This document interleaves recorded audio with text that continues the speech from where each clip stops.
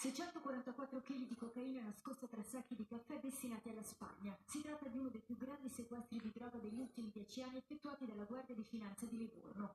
La cocaina era stata caricata in un mercantile partito dall'Honduras che doveva solo transitare per il porto di Livorno, uno dei più grandi del Mediterraneo, dove transitano circa 2000 container al giorno. Difficile tenere sotto controllo tutte le imbarcazioni che passano da qui.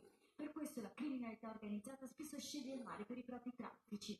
Ma stavolta, grazie ad informazioni internazionali, le fiamme gialle sono andate a colpo sicuro, bloccando il mercantile e controllando uno ad uno tutti i container, fino a scoprire centinaia di panetti, avvolti in un cellophane verde e riposti in questi zaini neri. Un grosso quantitativo di cocaina, sempre più richiesta, pronta ad essere messa sul mercato per un valore di 130 milioni di euro.